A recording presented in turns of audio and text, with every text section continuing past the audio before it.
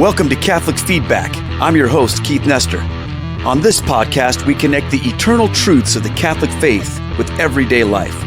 Send in your questions and comments to feedback@catholicfeedback.com. This podcast is brought to you by Down to Earth Ministry, a ministry of stewardship, a mission of faith, and by the generous support of our patrons.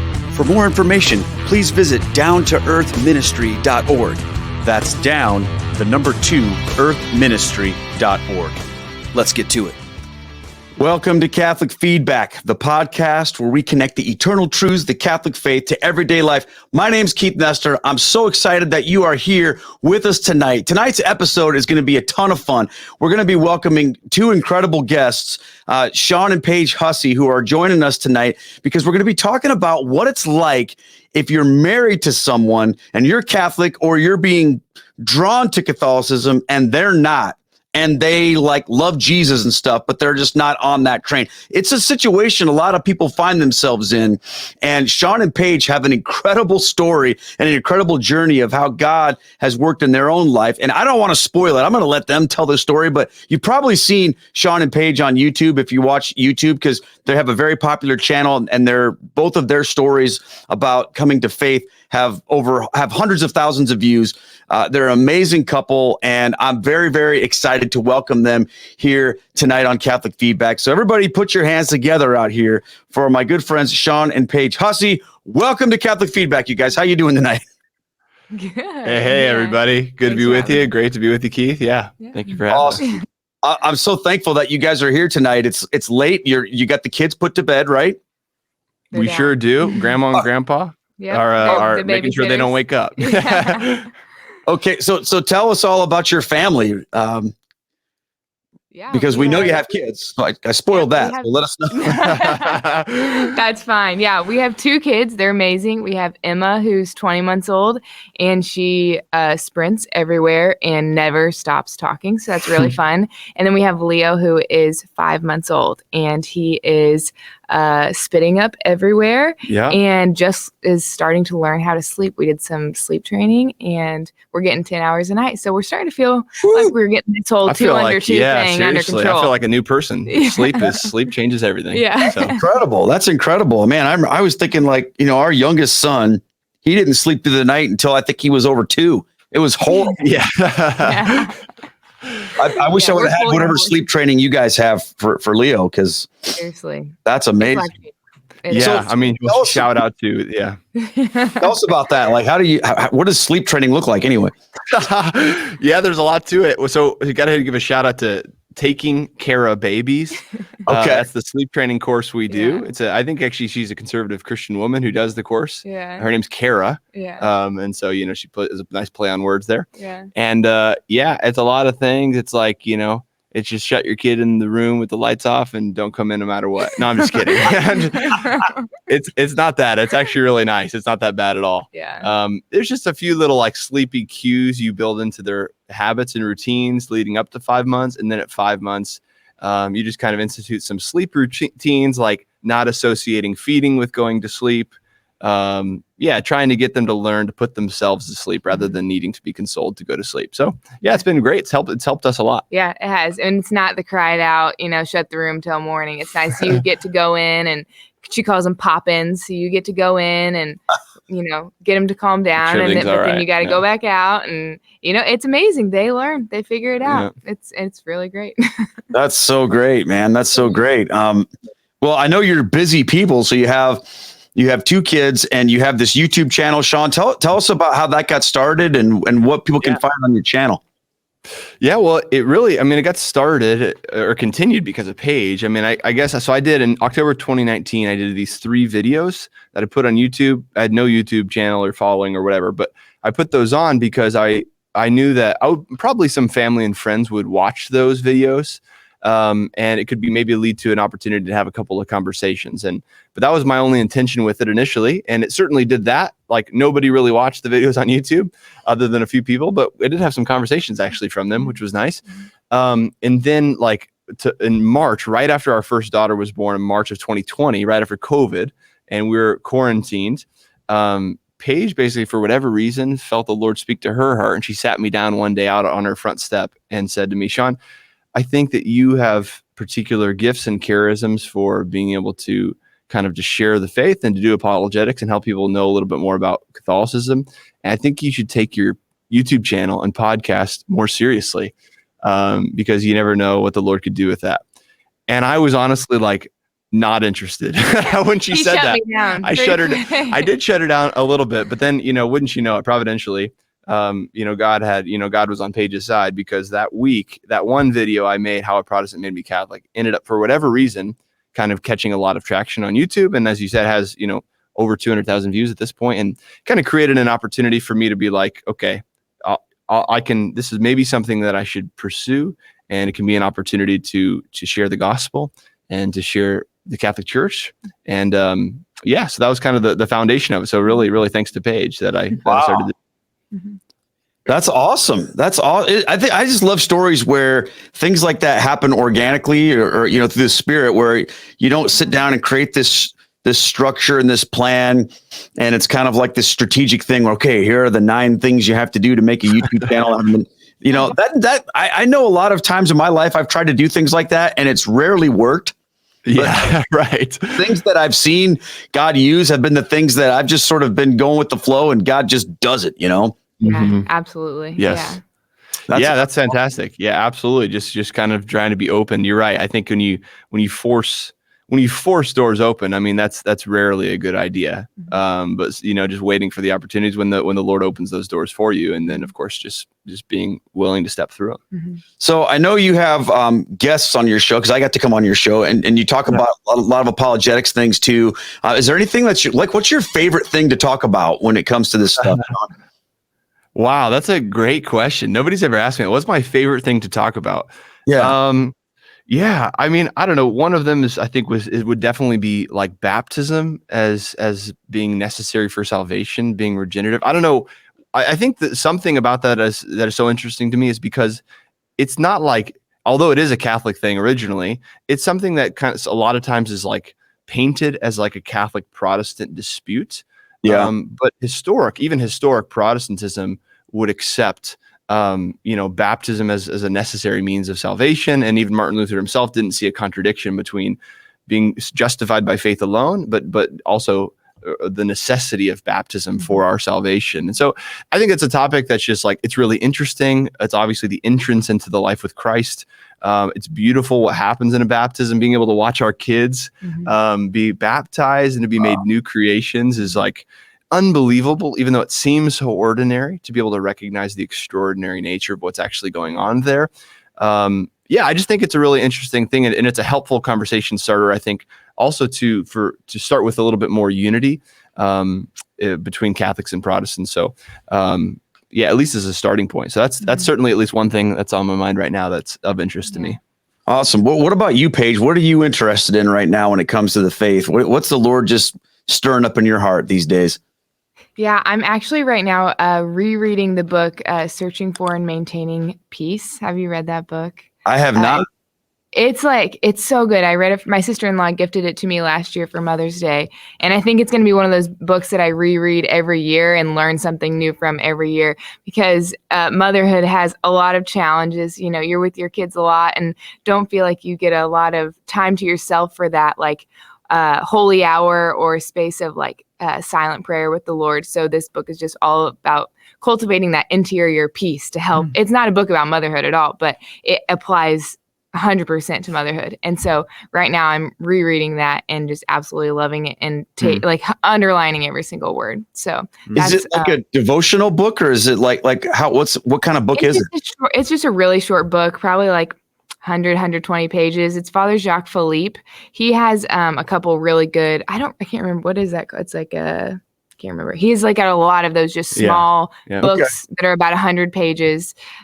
He's got a couple other Time ones. for God. Time for God. That's he a popular has. one. Yep. And then there's one other one that I read last year after I read. But he's got a lot of them that are just he's a priest, obviously, but I wouldn't say they're like Catholic specific. It's a lot about just like spirituality and like oneness with the Lord, in your interior life. So it's amazing. Yeah, I think I'm my plan is to reread it every year until I have it memorized. So probably the rest of my life, but it's really solid. It's a great book. I would recommend it to anyone at any point of the spiritual life, beginning or end. It can apply throughout. So okay, well, I'll figure out where people can find that and link it in the description of the video. you should. Yeah, it's great. I think trying to figure out how to have peace is the challenge of our society right now, because we just don't have that. I mean, that's a whole nother issue we could talk about, but it does relate to our conversation though about when you have differences in your relationship with people one person being Catholic, one person not, that's something that can really rob our peace, isn't it? When we're not on the same page. And I know there's a lot of people that talk about that, can a Catholic marry a Protestant? And that's not really where I'm coming from today. Because I know that's not really your story. But what I've seen a lot, and I want you guys to give an overview of your stories. Like, what happens when you're already in a relationship with somebody and one person is getting more fired up about their Catholic faith and the other person is kind of like, hey, I don't know about this. I mean, to be honest, I was kind of in that spot in my life too, so I can relate to that. But I talked to a lot of people about that. But I mean, that's really what got you guys talking on YouTube anyway, was how that took place. So why don't you just kind of give us an overview of what that was like for you guys? Sure. Yeah. I'm happy to start. Yeah. So I mean, I actually did grow up in a Catholic home. So I was baptized as an infant and was raised Catholic by two unbelievable parents who, love Jesus Christ and, taught me and my four other siblings to love Jesus Christ. And I'm the youngest of the five of us. And so it was pretty obvious to me at an early age that my parents loved Jesus and they wanted to be obedient to him and to his church any way that they knew that they should be. And so, that was obvious to me. And I think as a young age, I loved God too. I wanted to be with him in heaven one day. And, but as I got older, especially like middle school and high school, for whatever reason, I just became kind of bored with Catholicism. I wasn't opposed to it. I didn't have any hostility towards my Catholic faith. But I was just bored with it. I didn't really see how it applied to my life. On one hand, I might have said that I was this Christian guy and I'm like a nice guy, whatever, trying to follow all the rules and be nice to my teachers and things like that. But meanwhile, I was just kind of like entrenched in sin. I was living a life of sin and my heart was so far from God. And I just kind of reached a point. I've heard it said that the more entrenched in sin you are, the more rational it becomes. And in my own life, it was certainly that was the case. I just kind of reached a point where I knew the things that I was doing in my life were wrong, but I was just so entrenched in them that I was able to I didn't really feel guilt for them anymore. And I was easily able to rationalize the things that I was doing. I mean, I thought maybe somewhere between like Mother Teresa and Hitler. So right in the sweet spot. Right where you want to be. And so in a kind of a terrible way, I was so like, oh, I was for sure going to heaven, don't even think about it. Didn't even spend time thinking about heaven or a relationship with God. Didn't even know what that was. But meanwhile, professed belief in God and professed belief in Jesus. So was certainly a fan of God. But if I was certainly not a follower of God. If I was a follower of anybody, it would have been, as Paige knows, Brett Favre and the Green Bay Packers. So if I wanted to become like anybody, it was Brett Favre. I wanted to be the next Brett Favre. And you're in Indiana, wouldn't you? I figured you'd be like Peyton Manning guy or something like that. So we actually grew up in Illinois. And so Paige is a big Bears fan. Oh, right on. But my dad is from Wisconsin. So here's another place another episode, Keith, is like the tension between. How do you deal with the Bears and Packers and Paige Bears? Converted to Catholicism, but I can't get her to convert to the Promised Land, the Green Bay Packers. But anyway, my dad's from Wisconsin and his dad as well. So my whole Hussey side of the family actually just are all Packers fans. So it's just a big part of it. It's a nightmare. Yeah. I think it's great. It's better if you're on the Packers side of things. That's for sure. So not last week. It wasn't. Oh, yeah. Come on. Bring that up. Yeah, man, that was a rough one. A rough finish. But anyway, so I was in love with the Packers. I love playing football. I ended up playing quarterback as well. And that was a big passion of mine. And so my life was really wrapped up and consumed with becoming the next Favre, playing football with, just kind of consumed with myself and the things that I was doing and consumed with like these maybe impure and not so good relationships with the girls that I was dating at the time. And that's kind of just where I was at. And you know, it was just going through the motions, you might say. I was a fan of God, but that's all. And then I encountered Paige whenever I was about to graduate, and I was about to leave to play college football. I met Paige, and we're from the same hometown, actually. So I knew of Paige, but as I started to get to know her, what struck me about her was, well, I thought she looked good, and that obviously she struck me in that way. But as I got to know her, what really struck me about her was that her life was so different, especially for a high school girl. It was so different than any other high school person I'd ever met. And as I got to know her, it became obvious that she was a person who prayed every day, and she read scripture every day. Like, she actually used the Bible, like there was notes in it, and she read it. And those were like two things that I never considered doing on my own, right? Outside of just like our family meal, prayer time, and going to mass as a family. And, you know, I go to confession with my family, but just basically lie and say the same generic list of sins that I said every single time since I was a second grader, with, you know, no real honesty and no real contrition for the actual sins that were going on in my life. And so that's kind of where I was, but something about the way Paige was living and really intrigued me. Initially, I would just say it just intrigued me. And I would just say, for the longer story short, it's just Paige asked a simple question. And I would say not in hostility at all initially anyway, it's just in curiosity. Why are you a Catholic, Sean? Because in her mind, she didn't see how anybody could be a Catholic and follow Jesus. I mean, she didn't see how that quite fit together. And I didn't either. I didn't know why I was Catholic. Actually, I had no good answer for her, but I did like her enough, and I thought that was a good question that I should consider. And so for the first time in my life, I considered the question, why am I Catholic? You know, why am I a Christian at all? And that led me to, among other things, read the New Testament for the first time in my entire life, as well as started to look a little bit into the history of the church and maybe some of the key issues that divided Catholics and Protestants and Orthodox. And I mean, through that initial study, I just experienced in my life a real intellectual conversion, a conversion of my mind initially, where I was so convinced that Jesus Christ was who he said he was, and that Jesus was Lord, and that he rose from the dead. Mm-hmm. And even beyond that, I became so convinced that Jesus really did establish this church, and that church still exists to this day, and this church is the Catholic Church. And as I read the New Testament, for example, I just saw Catholicism everywhere. All sorts of things. The things my parents, of course, grew up teaching us and believing themselves, that I had never really thought about. And this intellectual conversion was awesome. I mean, it was so awesome. It was so exciting. It was so beautiful. I couldn't believe the things that I was reading in Scripture. Scripture was actually kind of interesting to me. And even though initially I was just kind of like looking for answers, it was still really interesting to me. I hadn't started prayerfully reading Scripture at all yet.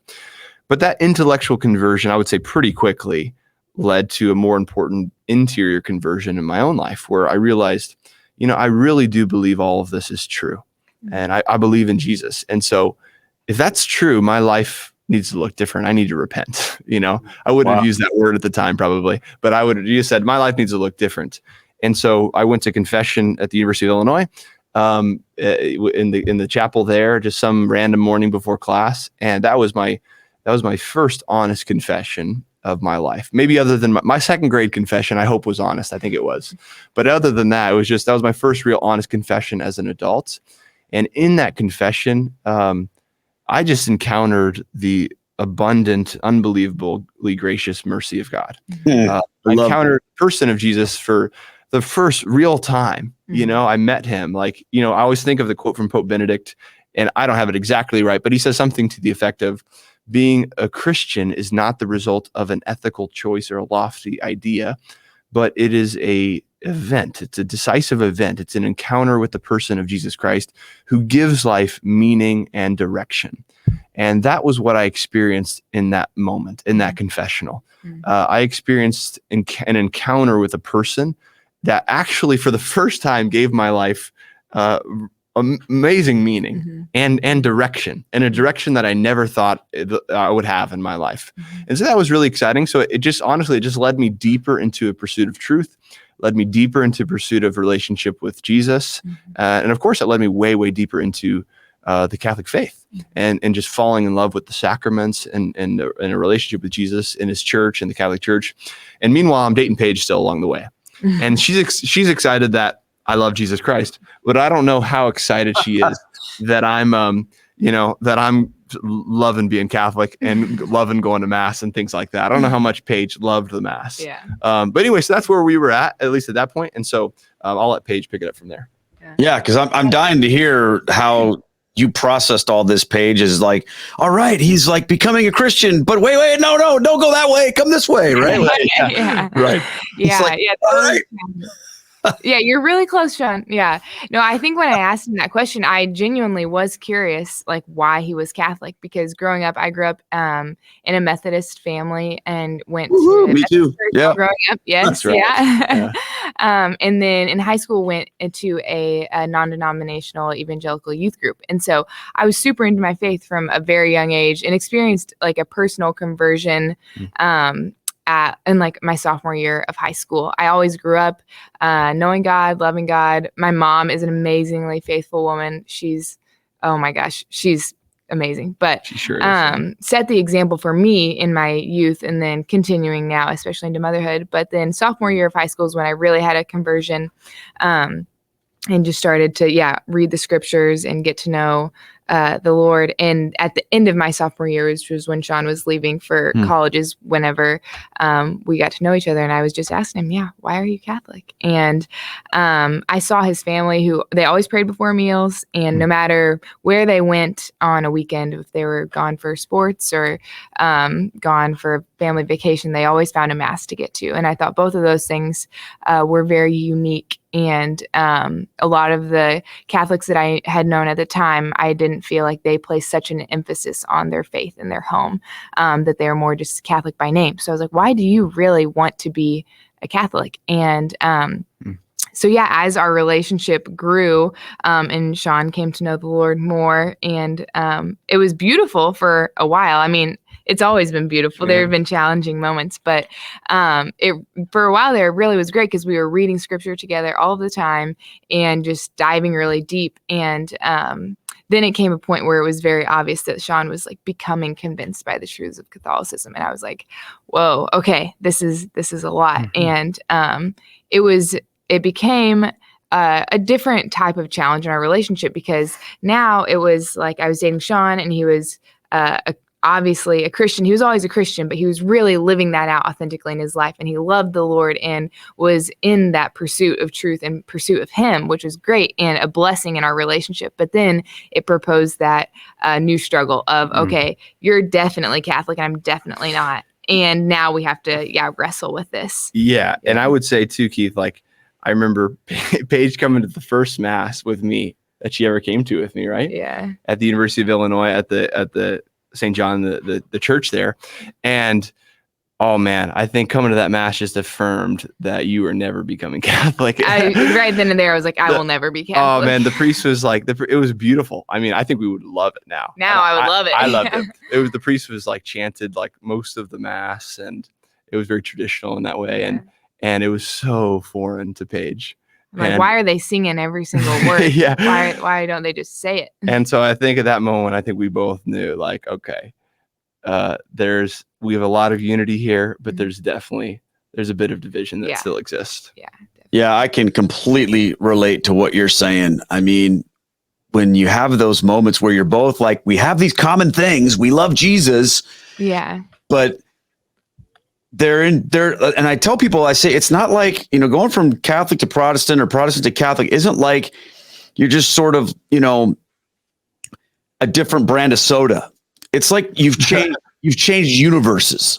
Yeah. And that's what it can feel like, especially for the person who's Protestant going into the mass, because it's such a different experience. And, in my own marriage, I mean, that was when I was like all in on Catholicism. My wife grew up Catholic, but never really went. Mm-hmm. And when we, after 22 years of ministry and marriage, it's like, hey, we're going to be Catholic now. She's going in. She's like, oh, I kind of remember this, but this is weird. I don't know. There was that culture shock, and I want, like, what were the conversations like for you guys when you would have those experiences together? Did you like debate about things, or did you just sort of try not to go there? We talked about things all the time. That was like the center of our relationship. Yeah. We always, from the very beginning, it was always something, it was an open conversation. It's something that's always on the table for us to talk about. Yeah.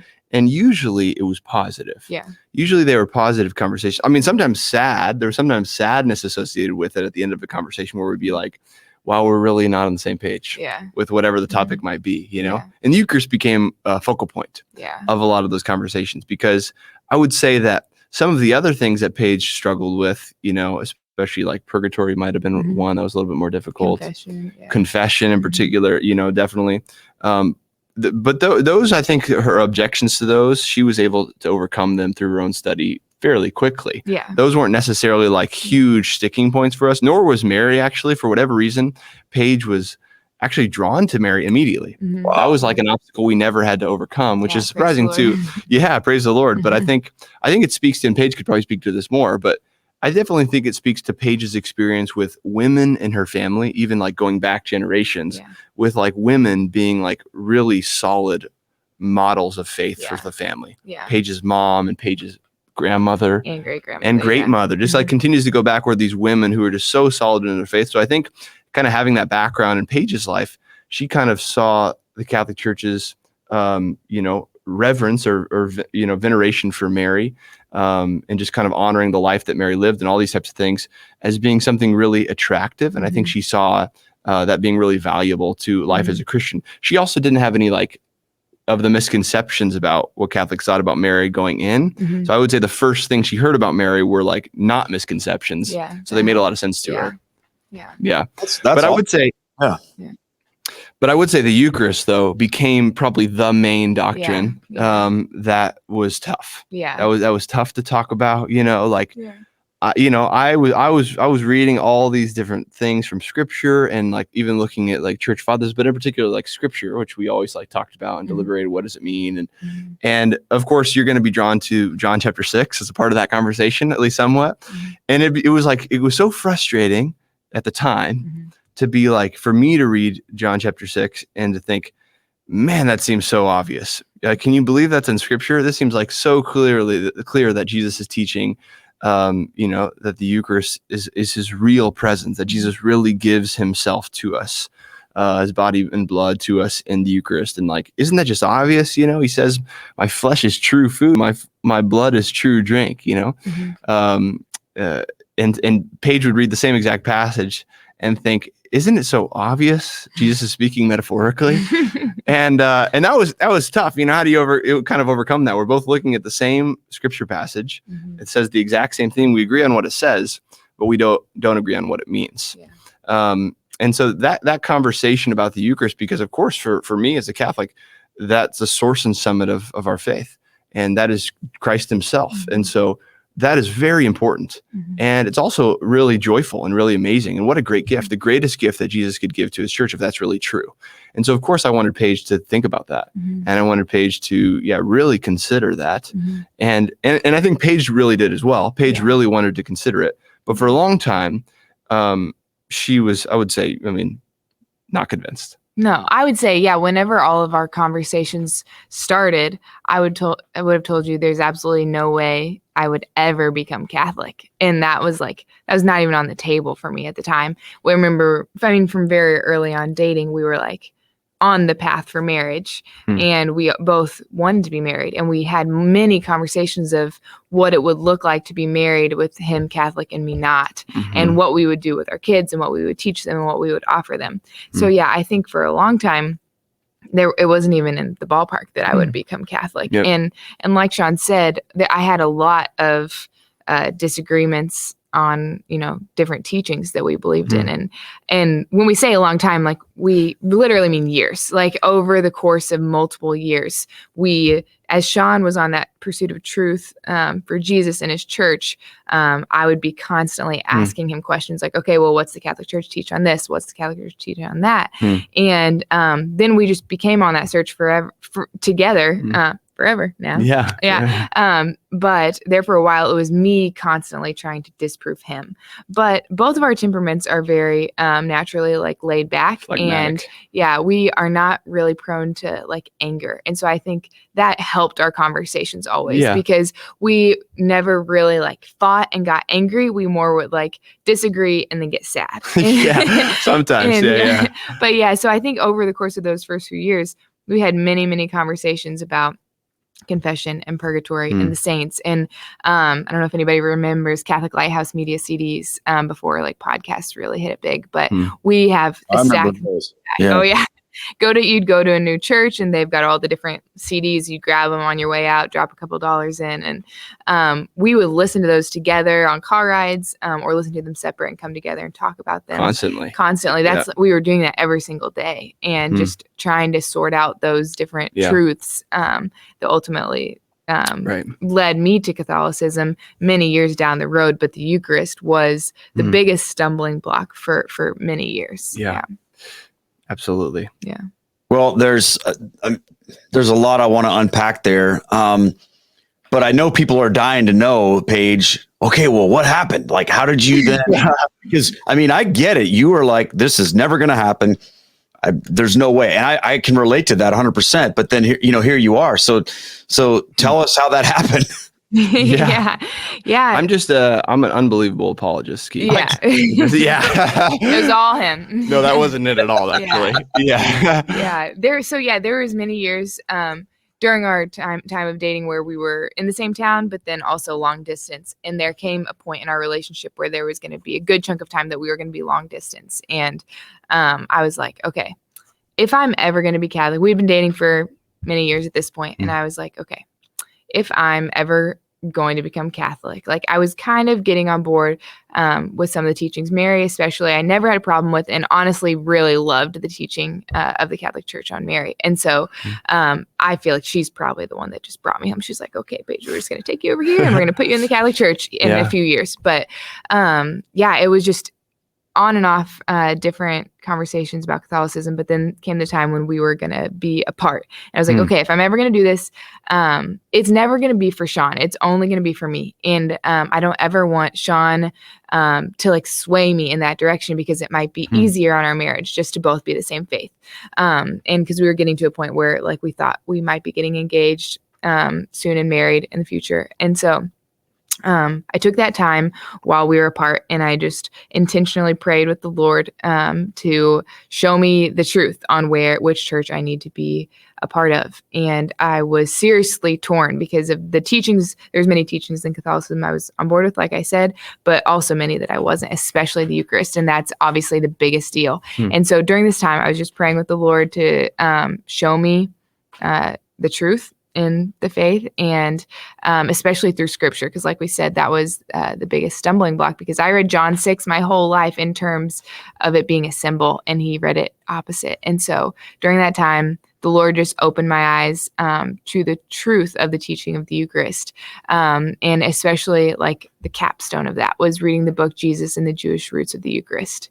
And I read that, and I had luckily grown up being surrounded by scripture in my home and in my church and in my youth group. And so I knew scripture. And so as I was reading these scriptures that I had always read in my entire life, it was slowly just all coming together and starting to make sense. Like, oh my gosh, okay, wow.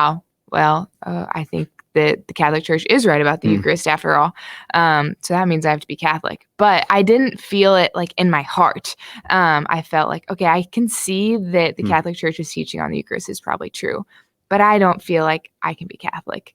Didn't feel the Lord calling me there yet.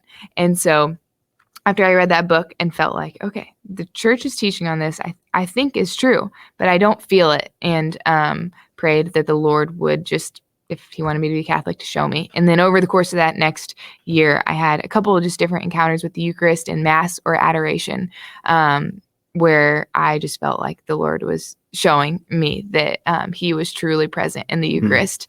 And so, I would say probably a year after I read that book and felt like, okay, this is true, and I'm doing this for me. I believe this is the Catholic Church. But someone said it one time, I don't even know who it is, but it's a long journey from your head to your heart. Yep. And so I feel like I knew the truth of the Eucharist for a long time before I felt the truth of the Eucharist. And once God showed that to me, then it was like, okay, well, now I have to be Catholic. Crap, I guess I'll be Catholic now.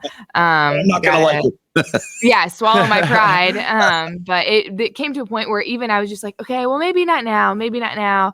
I don't know, I really don't want to be of a different faith than my mom. Like Sean and I weren't even engaged. I was like, it would be easier if we were engaged or married. And then it's just like for us and for our relationship. But it came a point where delaying God's call to be Catholic would have been just denying his call. Yeah. And I felt like, okay, I have to be Catholic now. I know this truth. I've been praying for it and he showed it to me. And so, then I can't even remember what the year was now. 2017. 2017. So in fall of 2016 is whenever I finally decided to make the plunge and enter RCIA. Make the plunge. Yeah. Make the plunge. Wow. Our timelines are very similar. I came in 2017 also. Awesome. Wow. Paige, I can relate 100% to what you're saying as far as like these intellectual objections that you have get knocked down one after another, but that doesn't quite make you go, okay, I have to be Catholic. Yeah. But then there's that one moment, like the tipping point where something happens in your heart. And then it's less about, do I believe it's the truth? And it's more about, do I have the guts to go through with it? Because I mean, in your situation too, like mine, your whole family is Protestant. Your whole world is Protestant. And it's not going to be a small thing for you to make this change. And I guess, you know, when you finally decided to do that, did you feel like a sense of excitement and relief, or were you just straight up terrified? Oh my gosh, I was terrified. I did not want to tell my mom specifically because she raised me in our faith, and I had it and have a great relationship with my mom, and I knew that it would be a cause of some type of division for us. Although we would both still be Christian, like you said, it's a different universe. It's not just a different type of soda, you know, it's a whole different world. And my world is Protestant. And so like I said, I was kind of delaying it. And part of that reason for delaying it was because I didn't want to tell my family. And I also kind of felt like people thought I was going to be Catholic for Sean. But then it came to a point where I was like, oh no, even if we broke up tomorrow, I would still go forward and become Catholic. And so there was a day where I felt like, okay, I think this is going to be the day. I woke up and I prayed like, Lord, this is the day to tell my parents. That was going to be the biggest hurdle. Then like, show me this is the day. And so while we were dating, all the years that we were dating, we would always go to 8:00 mass with his family, or 8:30 mass with his family. And then the 10:45 service at the Methodist church that I went to. For years, we always went to both. And so I got up that morning, prayed, okay, Lord, show me. I think today's the day, but I need you to tell me. And we went to mass, and one of the gospel reading for that day was that Jesus says, I did not come to bring peace, but I came to bring a sword to divide mother and daughter. And I was like, okay, Lord, it's probably the day. And I'm like, all right, that's obvious. Yeah. He's like, here you go. You asked for a sign. Earth to Paige, heaven to Paige. This is the day. Yeah. Well, it goes further because then I'm like, okay, I'm going to tell my parents, but I'm not going to tell them before church. I'll tell them after church, once we get home, eat lunch, you know, and we go to the Methodist church, and the Methodist church doesn't necessarily follow a cycle of readings. And so we'd just been going through a random series. I can't remember what it was now, but the gospel reading at the Methodist church that day was Jesus saying, I've not come to bring peace, but to bring a sword to divide mother and daughter. And I was like, okay. Today's the day. Right. And so, it was huge. And that's why I've talked to many people who are considering becoming Catholic, and like family is often like a huge barrier to that because of the risk of the broken relationship. And I'm so grateful for my family because they loved me through it and were okay with me doing that and encouraged me. And my mom even came to RCIA classes with me and supported me in that. But that was a huge challenge. Yeah. And so, I mean, praise God. I mean, thank God that, like, you know, I think he just maybe needed Paige to, like, that was in an interesting way, the encouragement Paige actually needed to say, like, are you willing, like, are you doing this for me, for my sake? Would you be willing to tear a sword between you and your mother? Yeah. And, you know, Paige kind of needed that for her to be able to say yes. And I think, thankfully, and praise God, like, I don't think that's what happened exactly. No, We've been able to have a great relationship with Paige's parents, and Paige has certainly in family. So I'm really grateful for that. But it also was interesting too, because like just a few months before that, we had we were meeting with a mentor of ours actually, Mm-hmm. and he was actually a Catholic guy who had converted from Protestantism earlier in his life. Mm-hmm. And we were talking about where Paige was at, and Paige was kind of thinking about becoming Catholic and kind of trying to be the nice person. I was just trying to like tell Paige, like, comfort her and be like, it's going to be okay when you tell your family, like, they love you so much, they're going to support you and all these things, just trying to be kind, which was probably okay.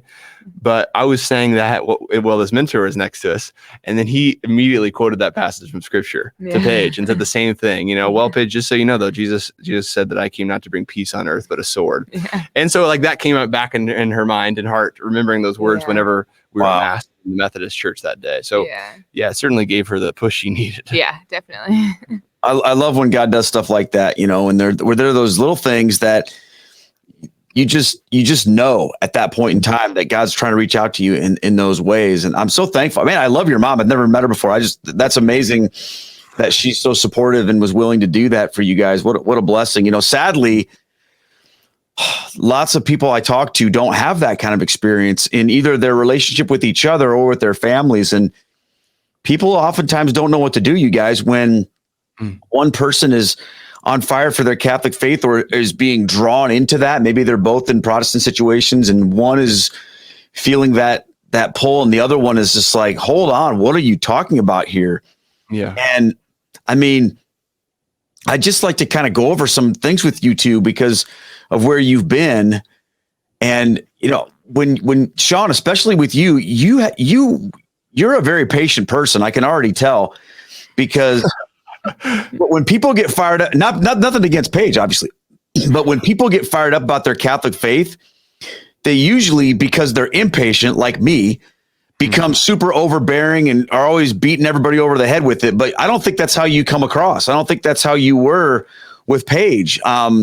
So that just to me shows your patience in that. So, but I feel like for a lot of other people, maybe they struggle with that because they're not as laid back as you are, and they feel like, well, this is either the truth or it's not the truth, and I have to argue and defend and fight and persuade and all this stuff. I mean, how do you recommend people go about that experience if that's where they find themselves? Yeah, that's a great question, Keith. Yeah, and that's very kind of you to say. I don't know if it's the virtue of patience or if I just happen to have a more laid back temperament. But I'm grateful for the compliment either way. And, but certainly, yeah, I mean, certainly I would say it's something that I've like grown to learn along the way as well. I would say early on, I got more frustrated with disagreements, with Paige or other, kind of other Protestant family and friends as well than I do now. And I think part of that is just along the way, just kind of recognizing like, okay, how serious of a decision this would actually be.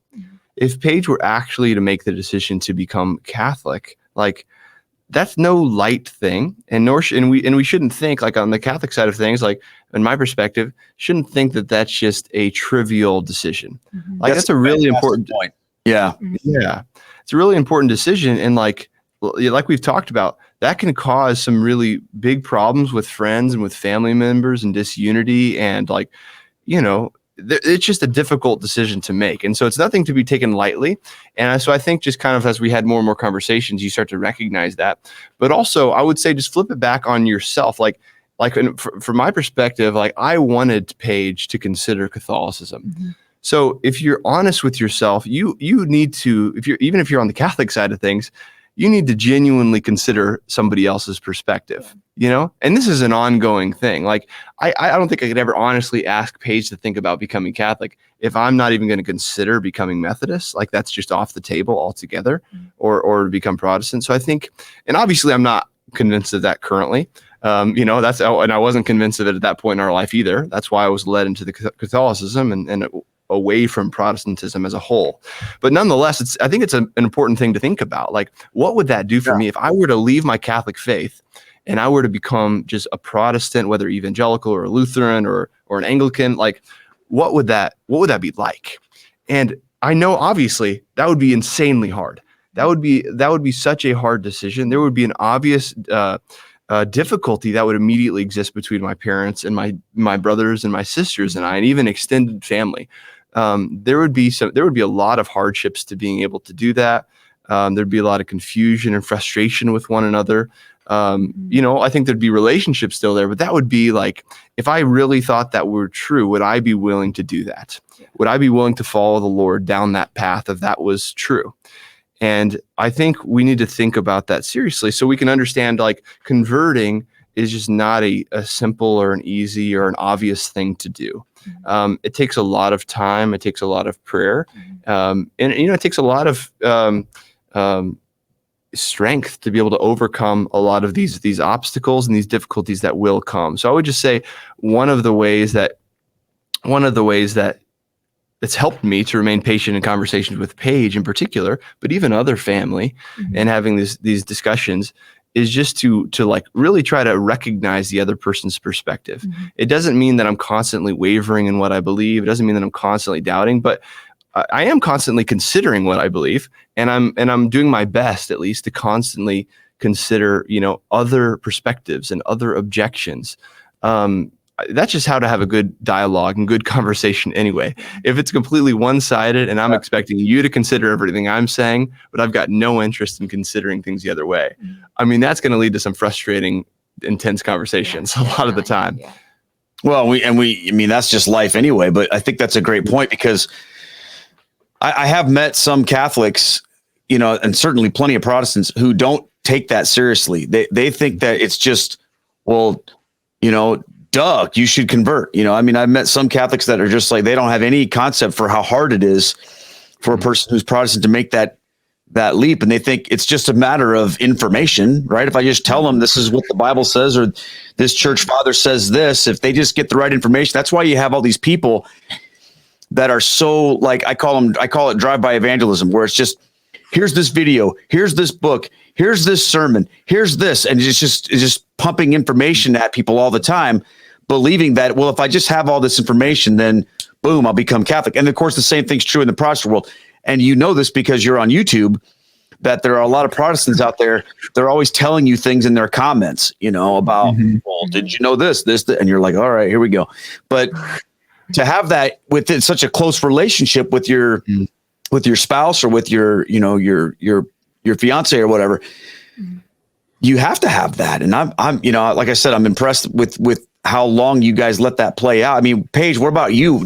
Did you ever feel like, I hope he gets over this and becomes a Protestant? Or, when you were like dug in as far as, I don't want to become Catholic, did you ever have a moment where you're like, I don't know that I can marry this guy because he's one of those Catholics?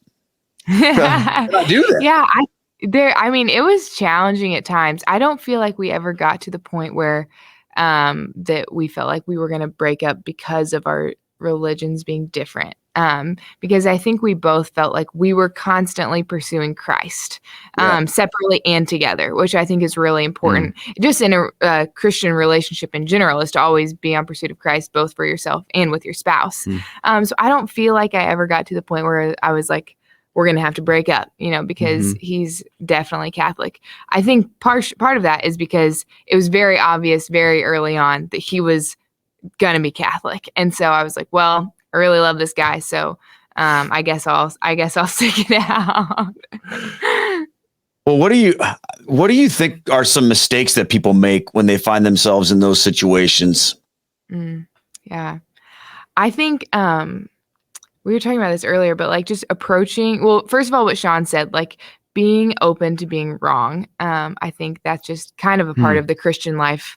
In general, like we both don't listen to exclusively Catholic media or read Catholic things. We still are constantly open to there being to being wrong about being Catholic, Right, so I think that continuing to do that in a relationship, like Sean was saying, is very important. But I think always approaching the conversation without like anger and hostility, and like not in the heat of a moment. Like if things get heated, like taking a step back, because it can, when you're passionate about something and when you feel called like this is a truth on your life, then you want to share it with someone, especially the person you love most. Like you want them to be able to like experience that with you.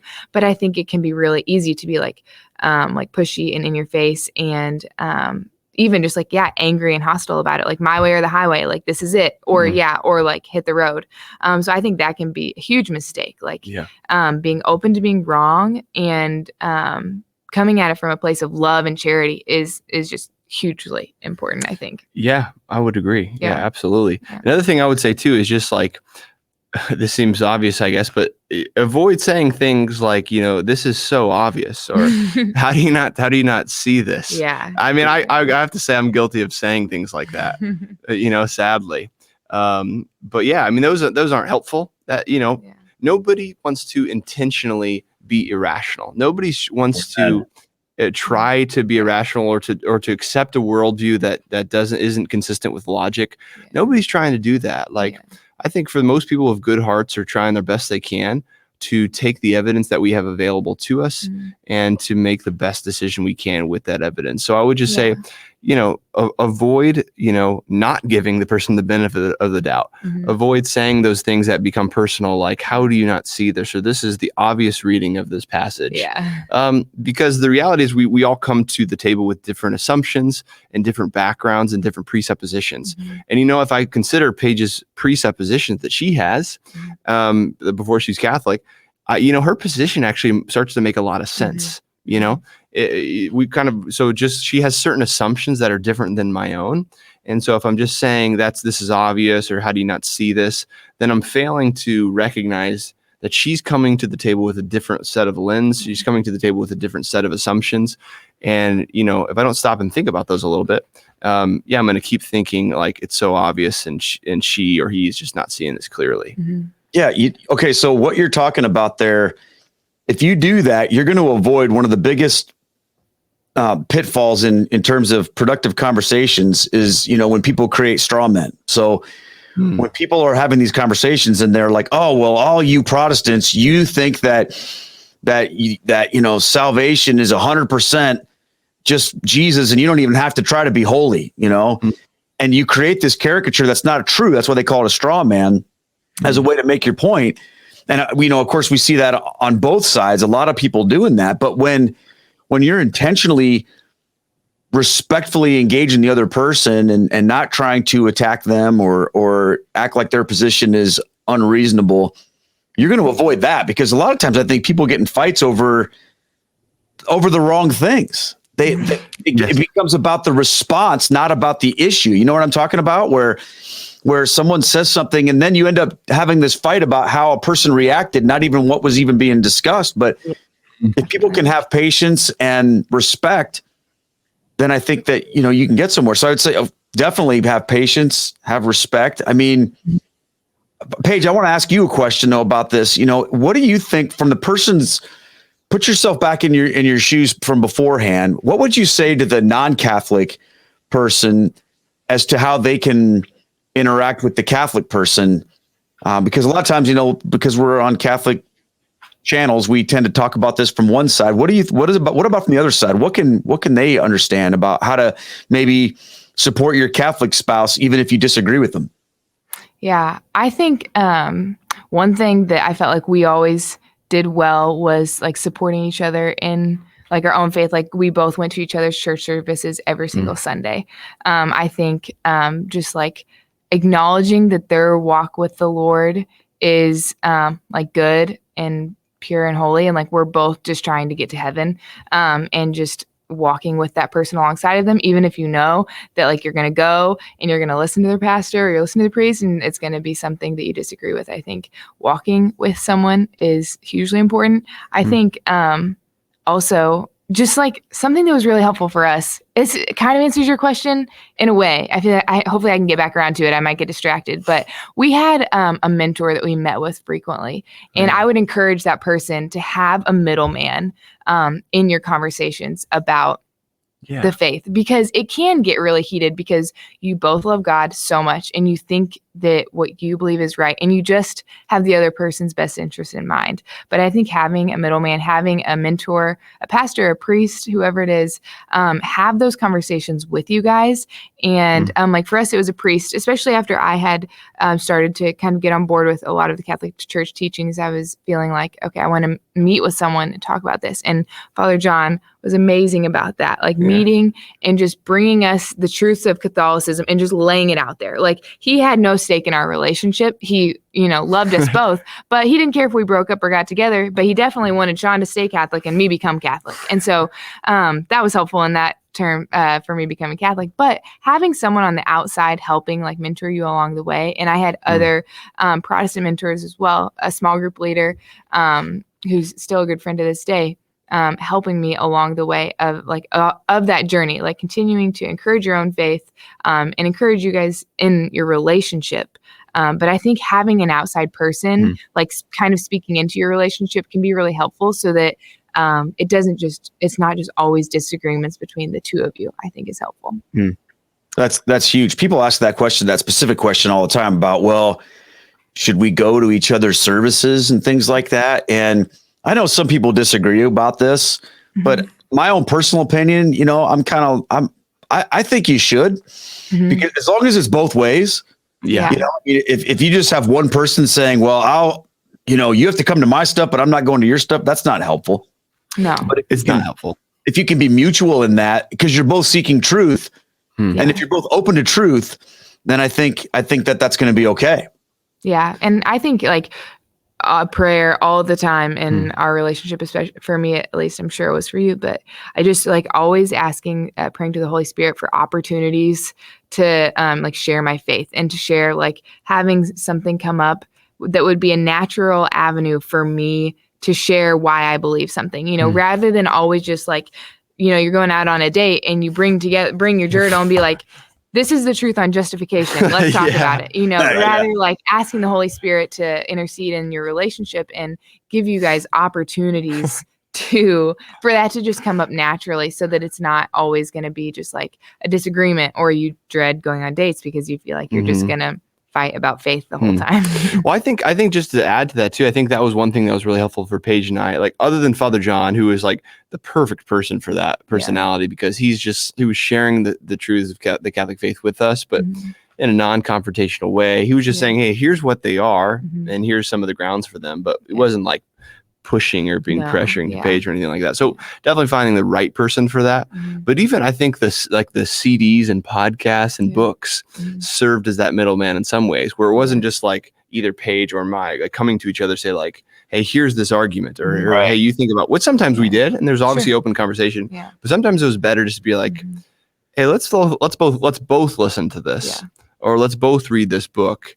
And, we can talk about what we think about it. Yeah. I think it's great. Just, you have to have, if you're gonna be in that relationship, you have to be willing to respect each other and to be open to truth and to not be closed off to one another. That's huge. And I think that obviously you guys have done that. So you got married, Paige, you came into the church before you got married, right? Yeah, but before we got engaged or shortly after, yeah. Yep. Before we got married, yeah. Before we got married, yeah. Wow, what a beautiful thing. So what's it been like for you guys in this situation? Both, Sean, let me ask you this question. Did you ever have those moments back then when you thought, man, it'd be so great if she converted and became Catholic, but it'll never happen? And do you still have those moments where it's like, this is awesome? Definitely. Yeah. No, definitely. For sure. Yes to the former question is for sure. There was absolutely lots of moments when I thought, man, it'd be so amazing if Paige could become Catholic. It would just be that would be the most amazing experience ever. I couldn't even think about what that would be like, but while still feeling like, man, I don't think that's going to ever happen for sure. But the more and more we dated, I became more and more hopeful. Like, I do think Paige is going to become Catholic. Actually, she started to like, she seemed like she was a lot more Catholic than a lot of my Catholic friends. Actually, it's at one point, and she wasn't even an RCA yet. And I'm like, okay, what's the holdup? I don't think you're just, what are you waiting around on? But yeah, so eventually, obviously, Paige became Catholic. She entered RCIA, and then shortly after she entered RCIA, we ended up getting engaged. And then, she entered the church in April 2017, and it's been the most amazing thing ever. Yeah. The two most amazing parts of experiencing Catholicism with Paige are the Eucharist and confession. in the Eucharist, obviously, when you go to mass with your spouse or your significant other or whatever, your fiance, and if you're a Catholic and that person is not, at the Eucharist, it's the most beautiful aspect of your faith as a Catholic, but it's also it also highlights the unfortunate disunity that does exist in the body of Christ. And so there's always a part of you that feels the sadness of that just as much as the joy in many ways of the division that exists with your spouse, but also just within Christianity in general. So that was always weighed on my heart. So being able to receive the Eucharist together, to be united in the Eucharist, was is unbelievable. That's a great thing. But honestly, at the moment, so that continues to be a great thing. At the moment Paige became Catholic, and since then, one of the greatest joys for me was to watch Paige be able to go to receive her first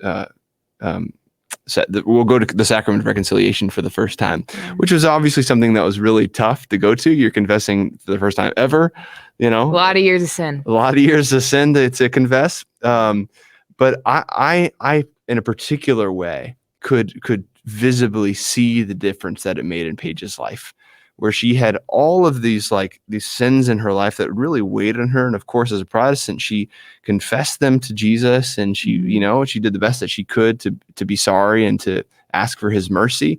But there's always still a part of her, and you can correct me if I'm wrong, but there's always still a part of her that it really felt the weight of her sin, really felt the burden of the past sins in her life.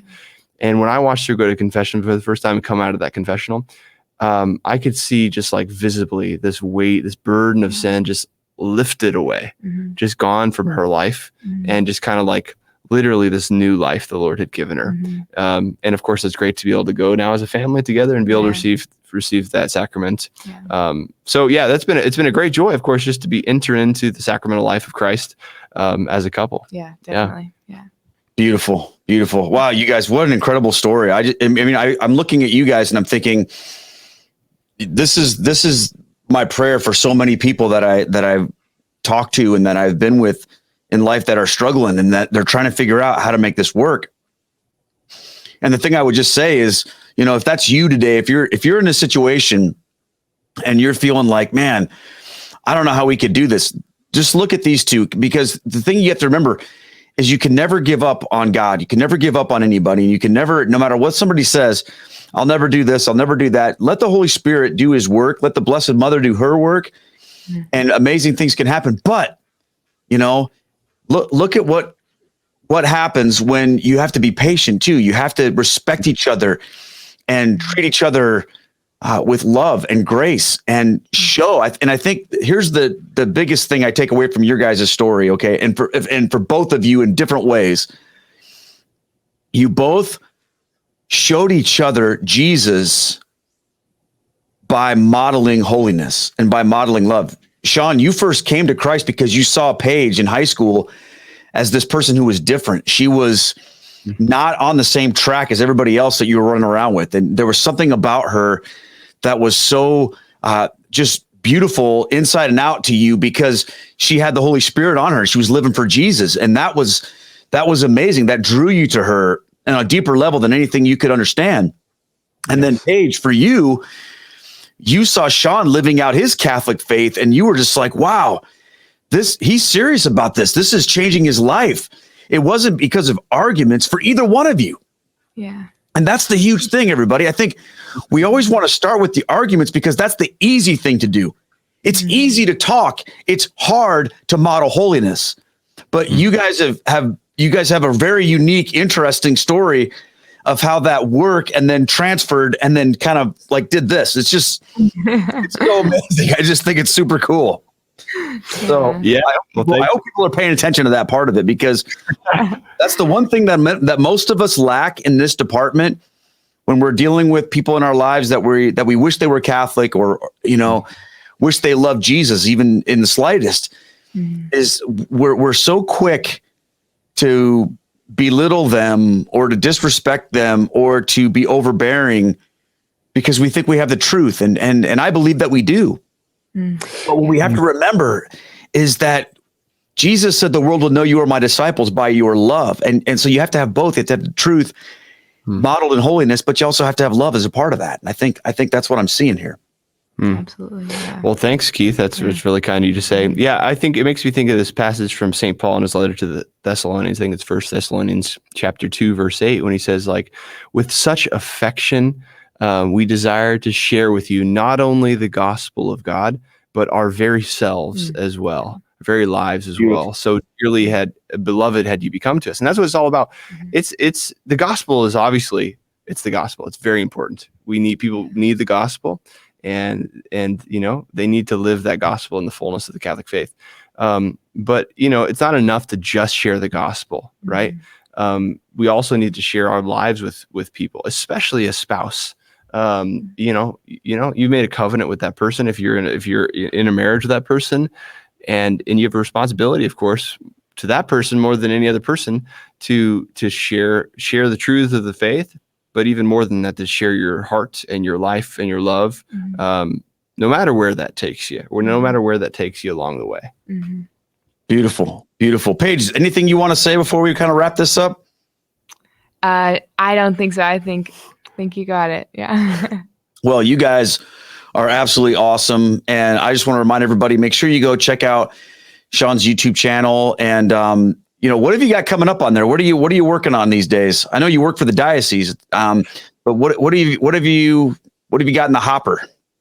Yeah, so definitely. A couple episodes that are going to be coming out soon. I have one episode coming out with Gary Machuda, and he's a great Catholic apologist, a super nice guy, awesome guy to talk to, very smart guy, and he and I are talking about sacred tradition. What is sacred tradition in the Catholic faith? What's that all about? Why do we need that at all? What relationship does it have to Scripture?